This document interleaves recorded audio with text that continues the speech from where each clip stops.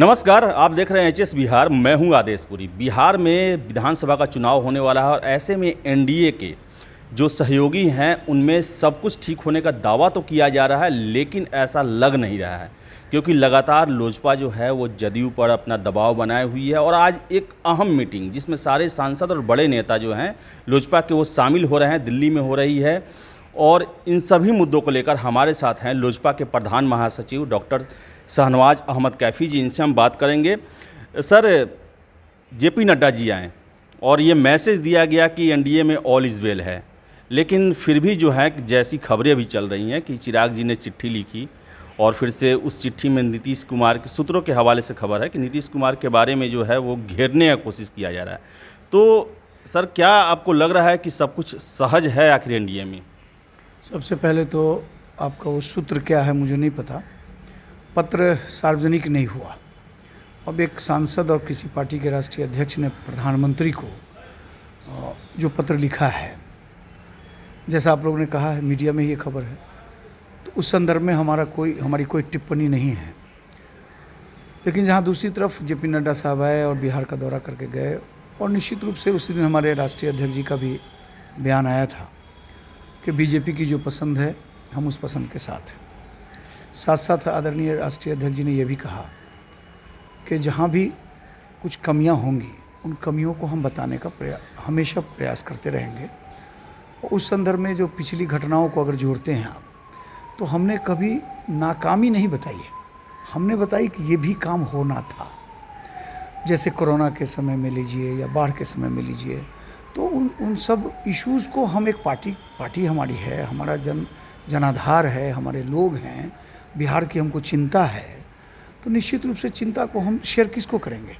हमारे ही परिवार में जहाँ 10-12 लोग हैं और परिवार का मुखिया अगर 1-2 पर कोई उसकी नज़र नहीं पड़ रही है, उसको कोई तकलीफ़ होती है, तो वो मुखिया के पास अपनी बात रखता है, तो उसको ये कहा जा सकता है कि परिवार का वो आदमी विरोधी है।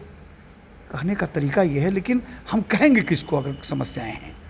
कल भी एक ट्वीट करते हैं चिराग पासवान जी और वो मनोज वाजपेयी को लेकर, जिसमें वो जो पलायन का मुद्दा है उसको लेकर ये करते हैं। तो ये कयास लगाए जा रहे हैं कि फिर वो घेरने की कोशिश कर रहे हैं नीतीश कुमार को। नहीं, इसमें मित्र कहना ये है कि पलायन तो है ना। आप याद करिए उस वक्त कैसे पैदल लोग आया, जान बचा के पूरे बिहार का गरीब आ गया, मजदूर आ गया, और यहाँ आने के बाद आज के दिन भी वो बेसहारा है। वो कंपनियां जो इन मजदूरों के बगैर चल नहीं पा रही थी, उसको हवाई जहाज़ का टिकट से बुलाया जा रहा है। हवाई चप्पल में आज एयरपोर्ट जाइएगा तो आपको 30% 40% मिल जाएगा हवाई चप्पल वाला लोग जो जहाज़ से जा रहा है। तो ये चिंता का विषय है कि नहीं हम लोगों के लिए? हम केवल पार्टी अगर चलाते हैं तो बिहार की आवाम को इससे लाभ हो ना। हमारा मिशन क्या है कि बिहार हमारा हर क्षेत्र में नंबर 1 हो। अन्य राज्यों की अपेक्षा आज़ादी के बाद सब राज्य एक बार मतलब फ्री हुए, हम भी बढ़े, लेकिन हम वहीं के वहीं हैं। तो अगर हमारे राष्ट्रीय अध्यक्ष की चिंता ये है कि हमको प्रथम होना है और हमको प्रथम होकर बिहार को शिक्षा के क्षेत्र में, मतलब सड़कों के क्षेत्र में, इसके स्वास्थ्य के क्षेत्र में, उद्योग के क्षेत्र में अगर हम बढ़ने के बारे में चिंतित हैं, तो इसको विरोधी बात कहता है लोग, तो इसको हम नहीं मानते। सर, मीटिंग दिल्ली में है जी, कुछ बताते कि किस चीज़ को मीटिंग है, या फिर से ये जो है एक मैसेज देने के लिए मीटिंग है? क्या निर्णय होगा उसके बारे में कुछ बताते सर आप? देखिए, मीटिंग इससे पहले भी हुई थी 7 तारीख को, जिसमें हम लोग वहाँ थे। तो उस मीटिंग में जितनी बातें चर्चा में आई थी, उन बातों का एक अनुमोदन होता है।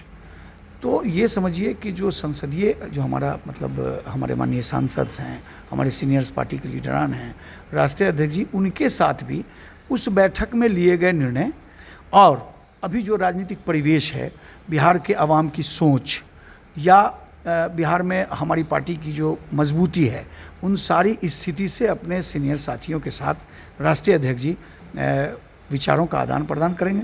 और निश्चित रूप से हम अपेक्षा करते हैं कि राष्ट्रीय अध्यक्ष की जोश भरी सोच और हमारे बुज़ुर्गों का जो एक अनुभव है, इस दोनों से मिलकर निश्चित रूप से आज शाम तक एक सुखद और बहुत ही अच्छा मैसेज हम लोगों के लिए आएगा। और हम विश्वास करते हैं कि राष्ट्रीय अध्यक्ष जी का जो निर्णय होगा, लोक जनशक्ति पार्टी बिहार का हर साथी उनके निर्णय के साथ खड़ा है और हम समझते हैं कि आने वाले दिनों में लोक जनशक्ति पार्टी के राष्ट्रीय अध्यक्ष और हम लोग के अभिभावक माननीय रामविलास पासवान जी, आदरणीय चिराग जी के सपनों का बिहार बनेगा, ये हम अपेक्षा रखते हैं। सर, पिछले संसदीय बोर्ड के बैठक में एक निर्णय आदेश दिया गया था 143 सीटों पर जो कैंडिडेट हैं उनके नाम मुहैया कराए जाएं। उसका सर क्या स्थिति है, उसके बारे में जब ज़रा बताते। या तो पार्टी बातचीत होने के बाद उसको साइड कर दिया गया है या फिर उसको मेन में रखा गया है अभी तक? नहीं, उसमें आप लोगों को उसमें क्या हुआ कि मीडिया में अपने अपने ढंग से लोग बोलते हैं। उस दिन 143 विधानसभा के मजबूत उम्मीदवारों की सूची बूथ लिस्ट के साथ, जी, बूथ का जो हमारा विज़न है, जो समस्याएं हैं उसके साथ, विधानसभा में जो प्रॉब्लम्स हैं उसके साथ, जो गाइडलाइन राष्ट्रीय अध्यक्ष जी का था, वो हम लोगों ने उस दिन 143 विधानसभा की वो सूची पटल पर रखी थी कि हम लोग तैयार हैं।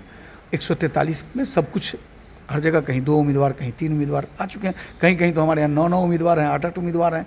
तो इस तरीके से ये राष्ट्रीय अध्यक्ष जी को बिहार पार्लियामेंट्री बोर्ड के अध्यक्ष आदरणीय राजू तिवारी जी और हम तमाम लोग जो उसके मेम्बरान हैं, हम लोगों ने अपने राष्ट्रीय अध्यक्ष को समर्पित किया और फैसला हम लोगों ने निश्चित रूप से कहा कि आप 143 में हम ऐसे तैयार बैठे हैं। 243 में जो आपका निर्देश था उसमें भी तैयारी परिपूर्ण है। जब भी निर्देश होगा 243 की सूची आपको सौंप दी जाएगी। पार्टी राष्ट्रीय अध्यक्ष जी लोक जनशक्ति पार्टी आदरणीय चिराग जी को निर्णय लेना है। वो निर्णय जब जैसा सुनाएंगे, हमारा सारा सिपाही उनके निर्णय पर चलने को तैयार बैठे। तो सारे सिपाही जो हैं वो राष्ट्रीय अध्यक्ष के निर्णय पर चलने को तैयार बैठे हुए हैं। और इसके साथ ही साथ कैफी जी का यह भी कहना है कि शाम तक जो है एक सुखद खबर आ सकती है, क्योंकि एक अहम बैठक लोजपा की दिल्ली में चल रही है, जिसमें जितने भी बड़े नेता हैं लोजपा के वो आज मंथन करेंगे आगे की रणनीति को लेकर। तो हम जैसे भी कोई अपडेट आएगा उसे आपके पास ज़रूर लेकर आएंगे। फिलहाल इस वीडियो में इतना ही। बहुत बहुत धन्यवाद।